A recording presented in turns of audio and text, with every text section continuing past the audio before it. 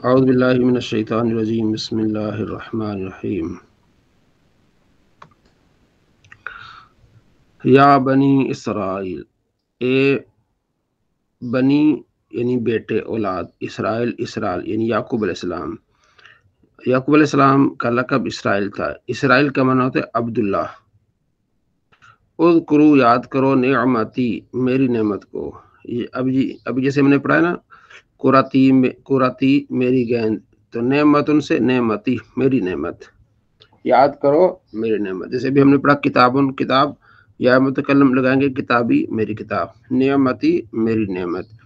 تو اب ہم آگے اس کو نعمتی یا ساکن اس کو ہم ملائیں گے، تو نعمتی یلتی، یاد کرو میری نعمت احسان، التی وہ انعمتو میں نے انعام کیا ہے، علیکم تم پر، اوفو اور پورا کرو، بعہدی میرا عہد، وہی یا متکلم عہد عہد، عہدی میرا عہد، اوفی پورا کروں گا، بعہدکم تمہارا عہد، وإیایا اور خاص مجھ سے، فرحبون ڈرو، وآمنو اور ایمان لے آؤ، بما اس پر، انزلتو جو نازل کیا میں نے، مصدقاً وہ تصدیق کرنے والا ہے، لما معکم جو تمہارے پاس ہے۔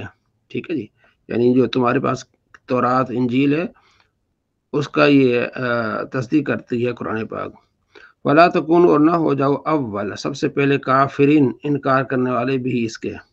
کافر کا معنی ہوتا ہے انکار۔ ٹھیک ہے، میں کافروں کا کافر، کافر خدا ہمارا، علامہ اقبال کا شعر ہے، میں کافروں کا کافر، یعنی جو انکار کرنے والے میں ان کا انکار کر رہا ہوں، میں کافروں کا کافر، کافر خدا ہمارا، تو ہمارا خدا بھی انکار کرتا ہے، یعنی لفظی معنی ہے اس کا، تو ہمارا خدا بھی ان کا انکار کرتا ہے کہ تم سیدھے راستے پر نہیں ہو۔ تو کافر کا معنی ہوتا ہے انکار کرنے والا، تو پہلے انکار کرنے والے مت بنو۔ تو کافر کو کافر اس لیے کہتے ہیں وہ خدا کا انکار کر رہا تھا۔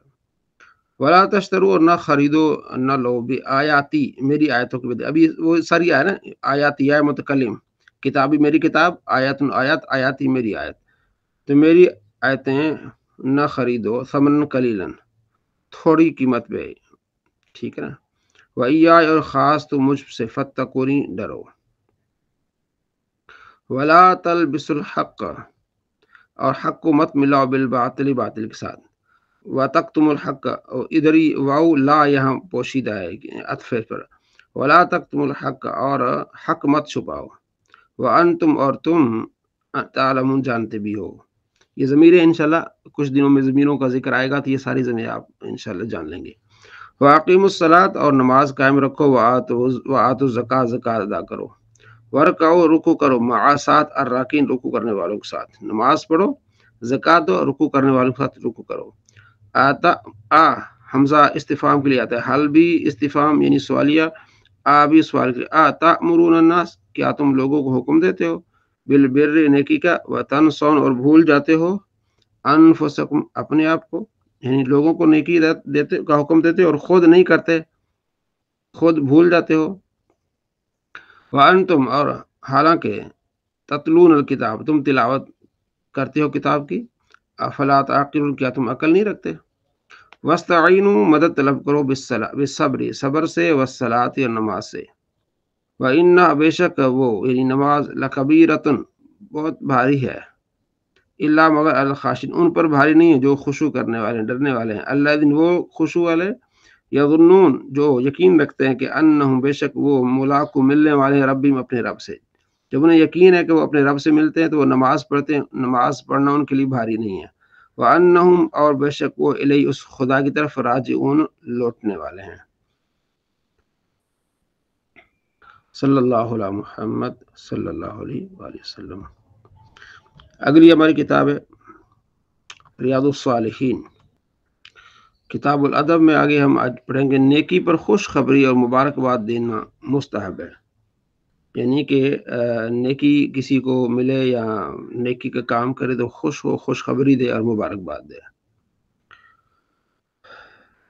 اللہ تعالیٰ کا ارشاد ہے، تو خوشخبری سناؤ میرے ان بندوں کو جو کان لگا کر بات سنیں، خوشخبری سناؤ، پھر اس کے بہتر پر چلیں، اور اللہ تعالیٰ نے فرمایا ان کا رب انہیں خوشخبری سناتا ہے، اپنی رحمت، اپنی رضا اور ان باغوں کی جن میں انہیں دائمی نعمت ہے، اور اللہ تعالیٰ نے فرمایا اور اس جنت پر خوش ہو جس کا تمہیں وعدہ دیا جاتا ہے۔ یہ ساری آیتیں امام نووی نے لکھی ہیں اسی ٹاپک پر، کہ وہ پہلے قرآن پاک کی آیات لکھتے ہیں، اس کے بعد پھر احادیث۔ اور یہی ہماری گفتگو کا طریقہ ہونا چاہیے کہ جب ہم کہیں گفتگو کریں، تقریر کریں، بیان کریں، پہلے چند آیات، اس کے بعد چند احادیث، مختصر ہمارا وعظ و نصیحت ہو۔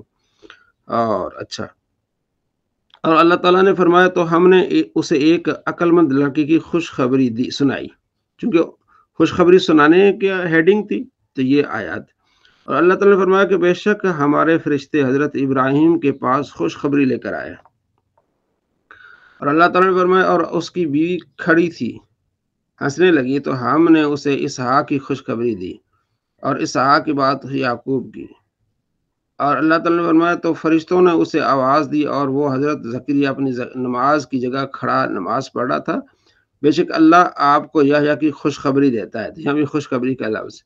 اللہ تعالیٰ نے فرمایا اور یاد کرو جب فرشتوں نے مریم سے کہا اے مریم، اللہ تجھے ایک کلمہ کی بشارت دیتا ہے، خوشخبری دیتا ہے، جس کا نام مسیح بن مریم ہوگا۔ احادیث، حضرت ابراہیم انہیں ابو محمد ابو معاویہ بھی کہا جاتا ہے۔ حضرت عبداللہ بن ابی اوفا رضی اللہ عنہ سے روایت ہے کہ رسول اللہ صلی اللہ تعالیٰ علیہ وآلہ وسلم فرمایا حضرت خدیجہ الکبریٰ کو جنت میں ایک ایسے محل کی خوشخبری سنائی جو ایک موتی سے بنا ہوگا، اس میں شور و غل نہ ہوگا، نہ تھکاوٹ ہوگی۔ تو یہاں نبی علیہ السلام نے خوشخبری سنائی حضرت خدیجہ الکبریٰ رضی اللہ تعالیٰ عنہ کو۔ حدیث نمبر 719، حضرت ابو موسیٰ اشعری رضی اللہ عنہ سے روایت ہے کہ انہوں نے گھر میں وضو کیا، پھر گھر سے نکل پڑے اور کہنے لگے میں آج کا دن رسول اللہ صلی اللہ تعالیٰ علیہ وآلہ وسلم کی خدمت میں رہوں گا، آج کے دن میں حضور کی خدمت میں رہوں گا۔ وہ مسجد میں حاضر ہوئے اور نبی کریم صلی اللہ تعالیٰ علیہ وآلہ وسلم کے بارے میں دریافت کیا۔ صحابہ کرام نے بتایا کہ آپ ادھر کو تشریف لے گئے ہیں۔ فرماتے میں آپ کے نقوش قدم پر چل پڑا اور پوچھتا چلا گیا، یہاں تک کہ بیر عریس ایک کنواں میں داخل ہو گیا اور میں دروازے کے پاس بیٹھ گیا، اس کا دروازہ ٹہنیوں سے بنا ہوا تھا۔ رسول اللہ صلی اللہ تعالیٰ علیہ وآلہ وسلم قضائے حاجت سے فارغ ہوئے اور وضو فرمایا تو میں اٹھ کر حاضر خدمت ہوا، دیکھا کہ آپ بیر عریس کے منڈیر پر یوں تشریف فرما ہے کہ پنڈلیوں سے کپڑا اٹھایا ہوا ہے اور پاؤں کنویں میں لٹکا رکھے ہیں۔ میں نے سلام عرض کیا اور واپس لوٹ کر دروازے پر بیٹھ گیا، کیونکہ آج میرا خیال تھا کہ میں نبی علیہ السلام کے ساتھ گزاروں گا، تو میں دربان بن گیا اور میں نے دل میں کہنے لگا آج میں رسول اللہ صلی اللہ علیہ وسلم کے دربان کی حیثیت میں دن گزاروں گا، رسول اللہ کے دربان کی حیثیت میں دن گزاروں گا۔ حضرت ابو بکر صدیق رضی اللہ تعالیٰ تشریف لائے اور دروازہ کھٹکھٹایا۔ میں نے پوچھا کون؟ فرمایا ابو بکر ہوں۔ میں نے کہا ٹھہر جائیے۔ پھر میں حضور اقدس صلی اللہ تعالیٰ علیہ وآلہ وسلم کی خدمت میں حاضر ہوا، عرض کیا رسول اللہ صلی اللہ تعالیٰ علیہ وسلم ابو بکر آئے ہیں۔ آپ صلی اللہ تعالیٰ علیہ وآلہ وسلم انہیں اجازت دو اور جنت کی خوشخبری بھی دو۔ میں واپس لوٹ اور حضرت ابو بکر کی خدمت میں عرض کیا داخل ہو جائیے، اور رسول اللہ صلی اللہ تعالیٰ علیہ وآلہ وسلم نے آپ کو خوشخبری جنت کی وہ بھی قبول فرمائی ہے۔ چنانچہ حضرت ابو بکر رضی اللہ اندر داخل ہوئے اور منڈیر پر نبی کریم کی دائیں جانب بیٹھ گئے، پاؤں نیچے لٹکا لیے اور پنڈلیوں کو برہنہ کر دیا، کیونکہ وہ کنویں پر بیٹھنا پھر وہ اندر سے ٹھنڈک آتی ہے تو پنڈلیاں برہنہ کرتے ہیں تو پاؤں میں جو ہے وہ ٹھنڈک محسوس ہوتی ہے، جیسے رسول اللہ صلی اللہ علیہ وسلم نے کیا ہوا تھا۔ میں واپس آ کر بیٹھ گیا۔ میں آتے وقت اپنے بھائی کو وضو کرتے ہوئے چھوڑ آیا تھا اور وہ مجھے ملنے ہی والے تھے۔ میں نے سوچا اگر اللہ تعالیٰ فلاں یعنی میرے بھائی کے لیے بھلائی کا ارادہ فرمائے تو اسے بھی لے آئے۔ اتنے میں دیکھا کہ کوئی شخص دروازہ کھٹکھٹا رہا ہے۔ میں نے پوچھا کون؟ کہا عمر بن خطاب ہوں۔ میں نے کہا ٹھہر جائیے۔ پھر میں رسول اللہ صلی اللہ تعالیٰ علیہ وآلہ وسلم کی بارگاہ میں حاضر ہوا۔ سلام کے بعد عرض کیا حضرت عمر رضی اللہ تعالیٰ اجازت مانگتے ہیں۔ آپ نے فرمایا انہیں اجازت دے دو اور جنت کی خوشخبری بھی دو۔ چنانچہ میں حضرت عمر کے پاس آیا اور کہا رسول اللہ صلی اللہ علیہ وآلہ وسلم نے آپ کو اجازت مرحمت فرمائی، جنت کی خوشخبری بھی دی ہے۔ وہ داخل ہوئے اور رسول اللہ صلی اللہ علیہ وسلم کے ساتھ بائیں جانب منڈیر پر کنویں میں پاؤں لٹکا کر بیٹھ گئے، جیسے آقا کر رہے ہیں ایسے ہی غلام کر رہے ہیں۔ کیا بات ہے، کیا وہ منظر ہوگا۔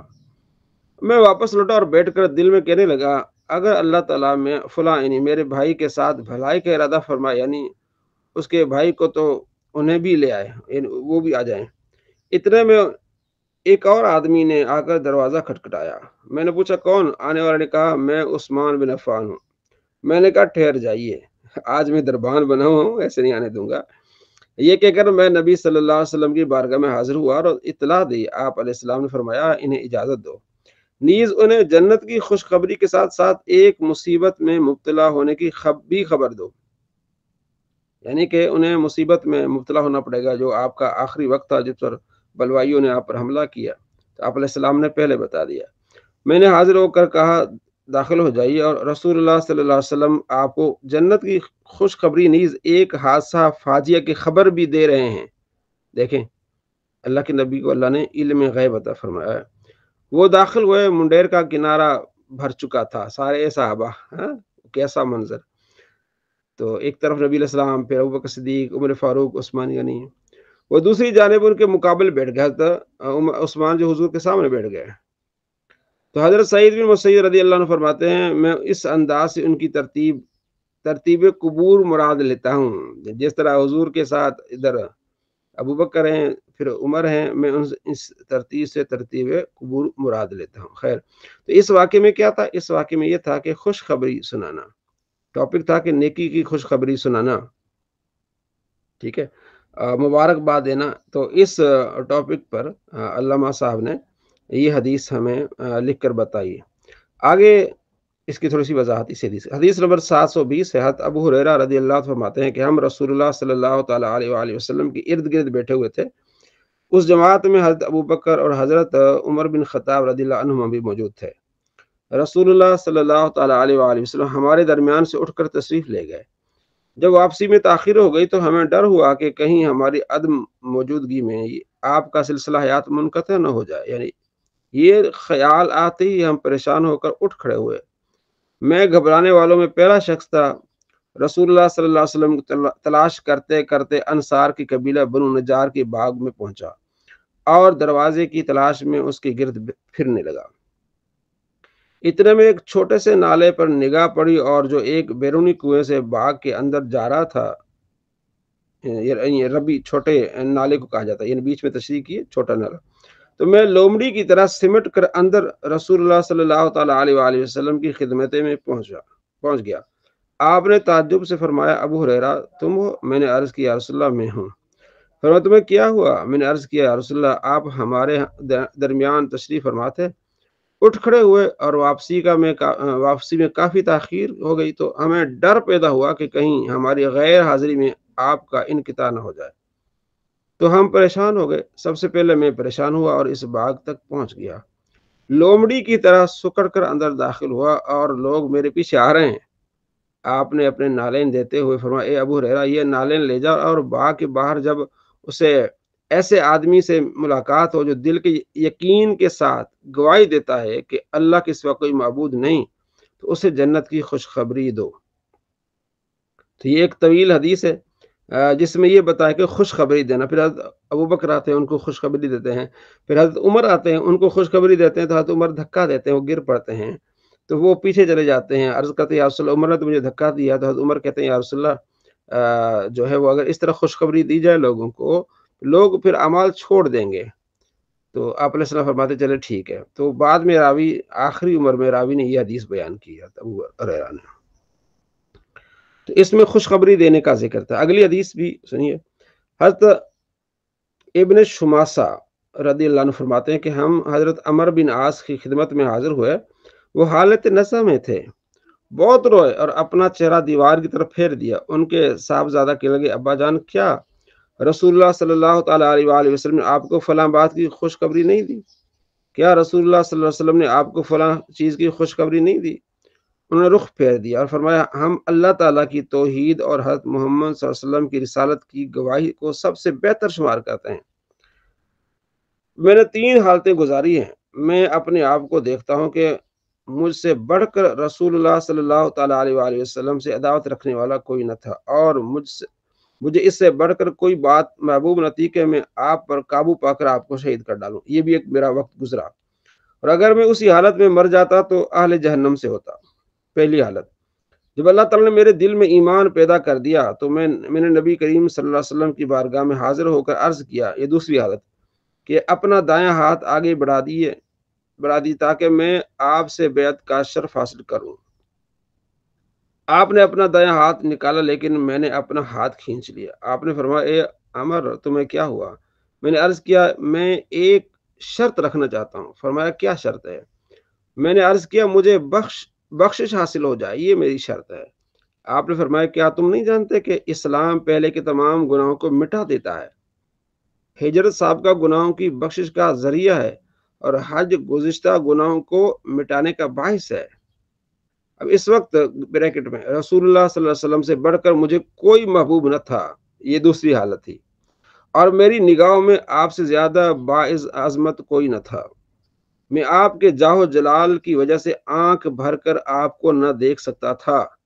عمر بن عاص کہتے ہیں، اور اگر مجھ سے آپ کی صفات بیان کرنے کو کہا جاتا تو میرے لیے ناممکن ہوتا۔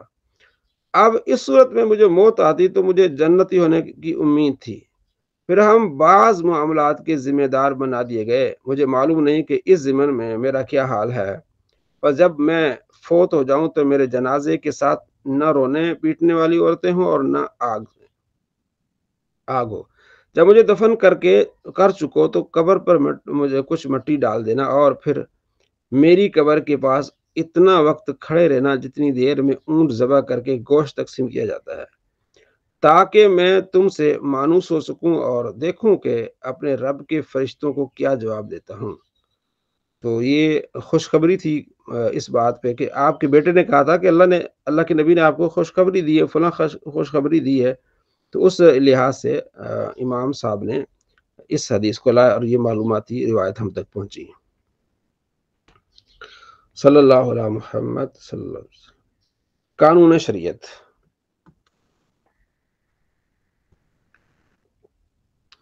معجزہ کسے کہتے ہیں؟ معجزہ کرامت میں فرق۔ وہ عجیب و غریب کام جو عادتاً ناممکن ہو، جسے نبی اپنی نبوت کے ثبوت میں پیش کرے اور اس سے منکرین عاجز ہو جائیں، وہ معجزہ ہے۔ جیسے مردہ کو زندہ کرنا، انگلی کے اشارے سے چاند کے 2 ٹکڑے کر دینا، ایسی عجیب و غریب بات اگر ولی سے ظاہر ہو تو اسے کرامت کہتے ہیں، اور نڈر، بدکار یا کافر سے ہو تو اس کو استدراج کہتے ہیں۔ کافر سے بھی ایسا ہو سکتا ہے، اس کو استدراج کہتے ہیں۔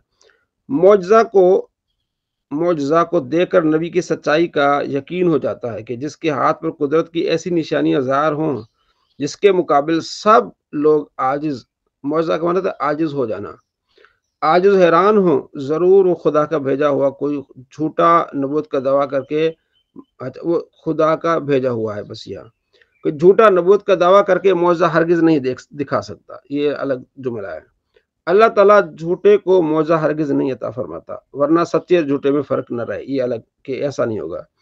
نبی کی لغزش کا حکم۔ انبیاء علیہ السلام سے جو لغزشیں ہوئیں ان کا ذکر تلاوت قرآن اور روایت حدیث کے سوا حرام اور سخت حرام ہے، اور اوروں کو ان سرکاروں میں لب کشائی کی کیا مجال ہے۔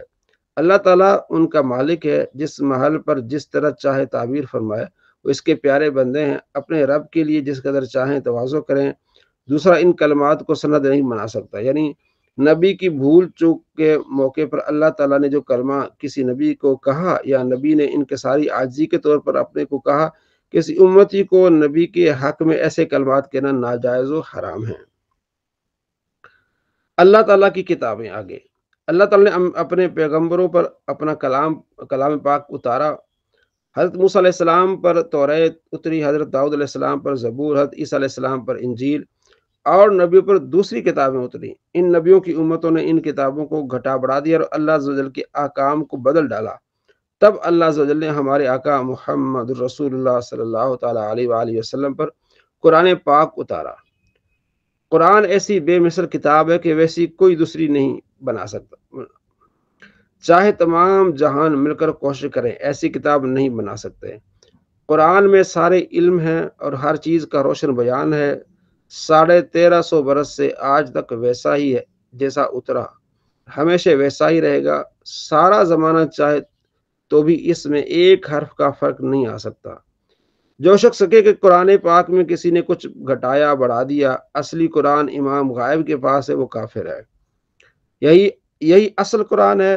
اسی قرآن پر ایمان لانا ہر شخص کے لیے لازم ہے. اب نہ کوئی نبی آگے آئے گا، نہ کوئی اللہ عز و جل کی کتاب.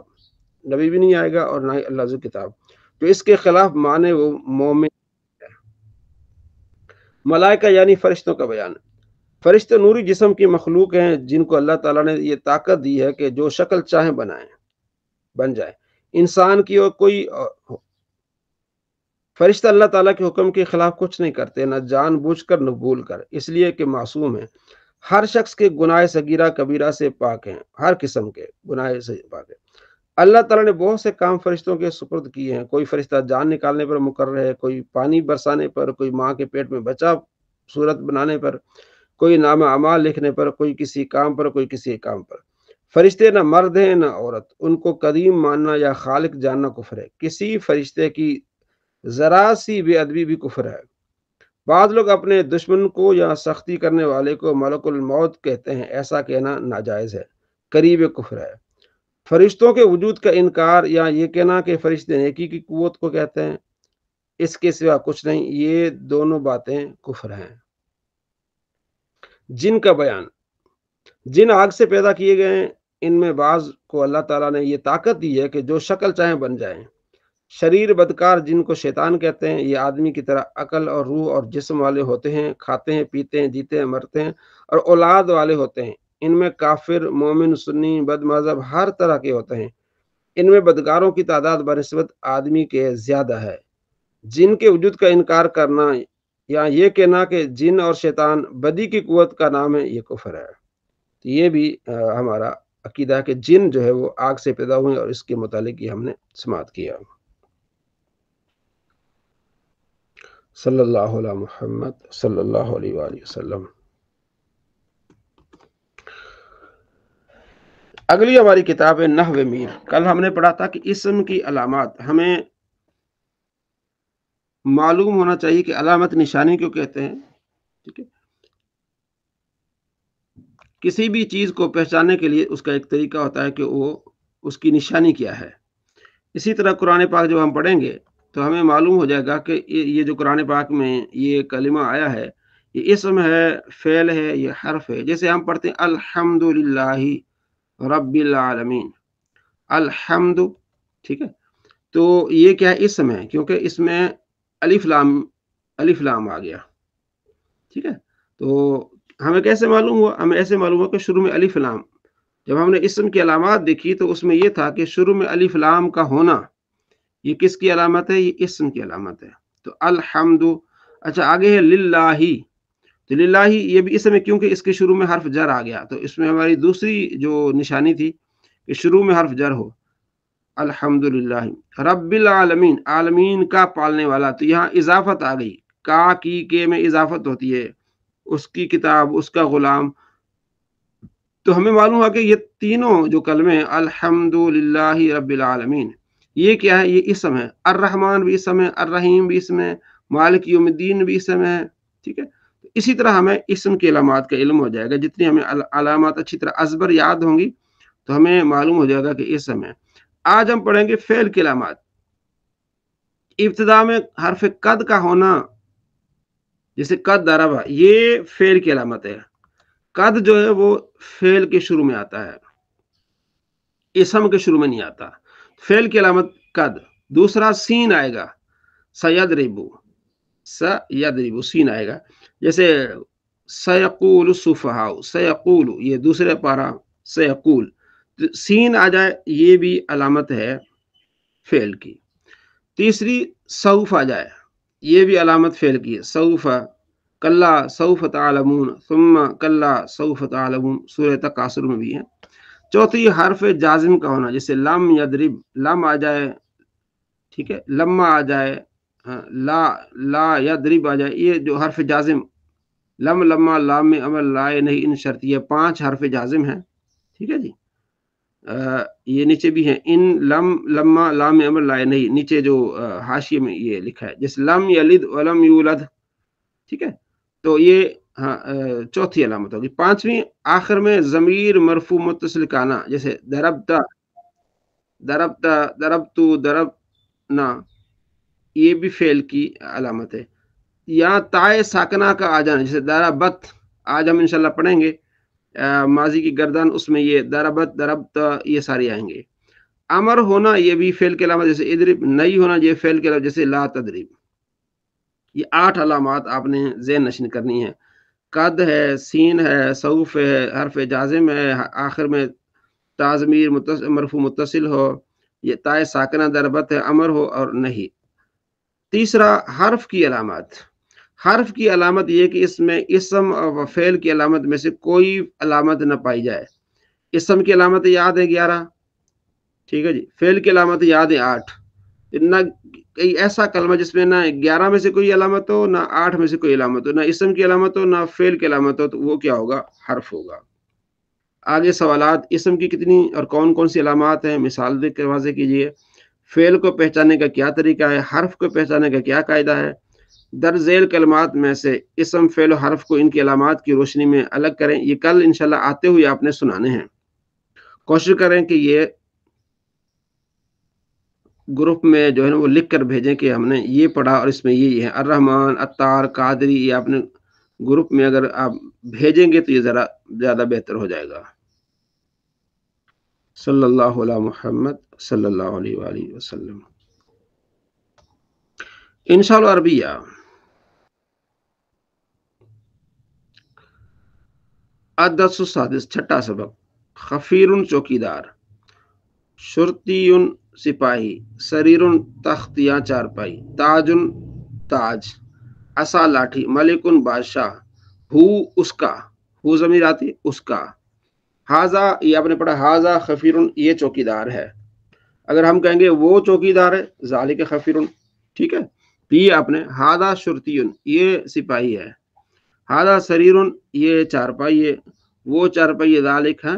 हादा ताजुन ये ताज है, ये मेरा ताज है। हाजा ताज ये मैं आपको इजाफी बात बता रहा हूँ। इस तरह हम पीछे वालों को मिलाकर, ताजुल मालिकी बादशाह का ताज।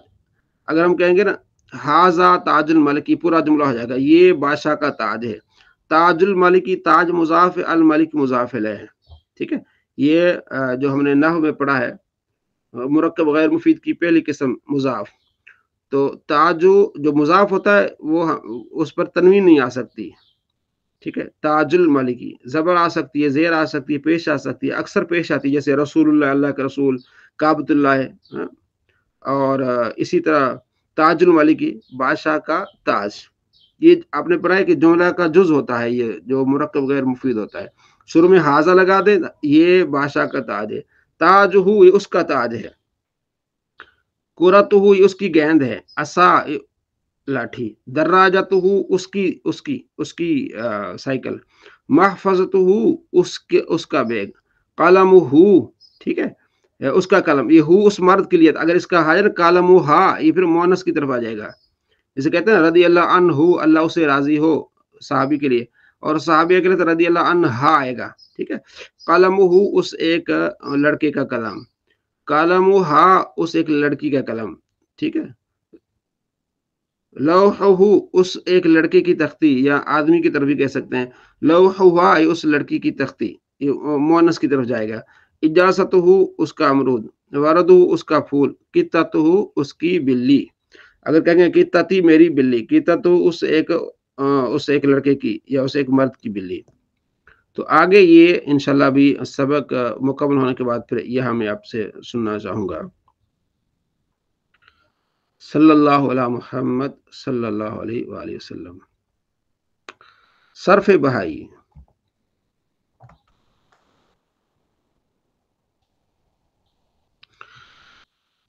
हमने इससे पहले पढ़ा था कल के मस्दर से 12 चीजें निकलती हैं, मुश्तक होती हैं। माजी, मुजारे, इसमें फ़ाइल, इसमें मफ़ूल, जहद, नफ़ी, अमर, नही, इसमें ज़मान, इसमें मकान, इसमें आला और इसमें तफजील। फिर इसकी आगे इनकी वजाहत थी, काम इसम फ़ाइल किसे कहते हैं, माजी किसे कहते हैं, ये आपने जो याद रखना है इसको। सर्फ सगीर, एक होती है सर्फ कबीर, आगे आएगी। यह सर्फ सगीर के पूरी गर्दान में से एक एक सीगा लिया गया। दरबा यदरिबु दरबन, दरबा दरबा दरबू, पूरी 14 जो सीगे उसमें से एक लिया गया। दरबा यदरिबु दरबन फौ दारिबुन, ठीक है। दारिबुन दरबा माजी, यदरिबु मुजारे, दरबन ये मसदर, फहो दारिबुन इसमें फ़ाइल है। وضرب يضرب ضربا فذاك مضروب لم يضرب لم يضرب لا يضرب لا يضرب لن يضرب لن يضرب الأمر اضرب لتضرب ليضرب ليضرب وأني أنه لا تضرب لا تضرب لا يضرب لا يضرب الظرف منه مضرب مضربان مضارب مضارب والآلة منه مضرب مضربان مضارب مضارب مضربة مضربتان مضارب مضاربة مضاربة مضراب مضربان مضارب مضارب مضاربة أفعل التفضيل المذكر منه أضرب أضربان أضرب أضارب أضارب والمؤنث منه ضربا ضربيان ضربيات ضربا ضربا فعل تجن ما أضرب أضربي وضرب يا ضربت. یہ معلومات کے لیے یہ عزیز جان لے کہ فعل حدث ہے یعنی کوئی کام ہے، ٹھیک ہے، اس کے لیے محدث چاہیے یعنی کام کرنے والا، تو اس کو محدث کو کام کرنے والے کو فاعل کہتے ہیں، اور فاعل یا تو واحد ہوتا ہے یا تثنیہ یا جمع، اور ان تینوں میں سے ہر ایک یا تو مذکر ہوتا ہے یا مؤنث، اور متکلم ہوتا ہے یا مخاطب ہوتا ہے یا غائب ہوتا ہے۔ یاد رکھ، واحد ایک کو، تثنیہ دو کو، جمع دو سے زیادہ کو کہتے ہیں، اور متکلم بات کرنے والے کو، مخاطب جس سے بات کی جائے اس کو، اور غائب جس کے بارے میں بات کی جائے اس کو کہتے ہیں۔ مذکر مرد کو اور مؤنث عورت کو کہتے ہیں، ٹھیک ہے۔ ماضی کی دو قسمیں، ماضی معلوم اور ماضی مجہول۔ ماضی معلوم کے 14 صیغے ہیں، 6 غائب کے، 6 مخاطب کے، اور 2 نفس متکلم کے۔ غائب کے 6 صیغوں میں سے 3 مذکر کے ہوتے ہیں اور 3 مؤنث کے، اور مخاطب کے 6 صیغوں میں سے بھی 3 مذکر کے ہوتے ہیں اور 3 مؤنث کے، اور جو 2 صیغے متکلم کے ان میں سے ایک واحد متکلم کا ہوتا ہے، خواہ متکلم مرد ہو یا عورت، دوسرا متکلم مال غیر کا ہوتا ہے، خواہ متکلم تثنیہ ہو یا جمع، ٹھیک ہے، مرد کا ہو یا عورت کا۔ آئیے، یہ ہے صرف کبیر، یعنی بڑی، صرف کہتے ہیں گردان کو پھیرنے کو، بڑی، یہ اس میں 14 کے 14 سے، اور جو صغیر چھوٹی تھی نا اس میں ایک ایک کلمے کو لیا گیا تھا۔ اب آپ نے اس کو ازبر یعنی کہ رٹنا ہے زبان سے، جتنا آپ اٹھتے بیٹھتے اس کو پڑھیں گے اس کا آپ کو بہت زیادہ فائدہ ہوگا۔ کیسے آپ پڑھیں گے؟ پہلے آپ نے اس کی گردان کرنی ہے، دربا دربا دربو دربت دربتا دربنا، دربتا دربتما دربتم دربتی دربتما دربتنا دربتو دربنا، اسی پہ درب دربا دربو درب درب دربنا، دربتا دربتما دربتم دربتی دربتما دربتنا دربتو دربنا۔ دارابا مارا اس ایک مرد نے، سیگا واحد مذکر غائب کا ہے، مارا اس ایک مرد نے۔ دارابا مارا ان 2 مردوں نے، سیگا تثنیہ مذکر غائب کا ہے۔ دارابو مارا ان سب مردوں نے، سیگا جمع مذکر غائب کا ہے، ٹھیک ہے، 3 سیگے غائب مذکر کے ہیں، واحد تثنیہ جمع۔ دارابت مارا اس ایک عورت نے، سیگا واحد مؤنث غائب کا ہے، اس ایک عورت نے مارا ہے۔ دارابتا مارا ان 2 عورتوں نے، سیگا تثنیہ مؤنث غائب کا ہے، دارابتا، ٹھیک ہے۔ دربنا مارا ان سب عورتوں نے، جمع سیگا جمع مؤنث غائب کا، یہ 3 مؤنث غائب کے ہو گئے، واحد تثنیہ جمع۔ دربتا مارا تجھے ایک مرد نے، سیگا واحد مذکر حاضر کا ہے، دربتا تا ضمیر ہے۔ دربتما مارا تم 2 مردوں نے، سیگا تثنیہ مذکر حاضر کا ہے۔ دربتم مارا تم سب مردوں نے، سیگا جمع مذکر حاضر کا ہے، یہ 3 ہو گئے، واحد تثنیہ جمع مذکر کے حاضر کے۔ دربتی مارا تجھے ایک عورت نے، سیگا واحد مؤنث حاضر کا ہے، ابھی پڑھا نا، مؤنث فیمیل کو کہیں گے۔ دربتم مارا تم 2 عورتوں نے، سیگا تثنیہ مؤنث حاضر کا ہے۔ دربتن مارا تم سب عورتوں نے، سیگا جمع مؤنث حاضر کا ہے۔ دربتو مارا میں نے، مرد، ٹھیک ہے، یا عورت نے، سیگا واحد متکلم مذکر مؤنث۔ دربنا مارا ہم سب نے، مرد یا عورت نے، سیگا جمع متکلم کے مذکر و مؤنث ہو۔ یہ آپ کو ایک نقشہ بتایا گیا، آپ کو طریقہ بتایا۔ اسی طرح کوئی بھی آپ سیگا لا سکتے ہیں، کچھ بھی آپ یہاں سے اس کو شامل کر سکتے ہیں، ٹھیک ہے۔ مثلا اکلا کھایا اس ایک مرد، اکلا اکلا اکلو، اکلت اکلت اکلنا، اکلت اکلتم اکلتم، اکلتی اکلتم اکلتن اکلتو اکلنا، ٹھیک ہے۔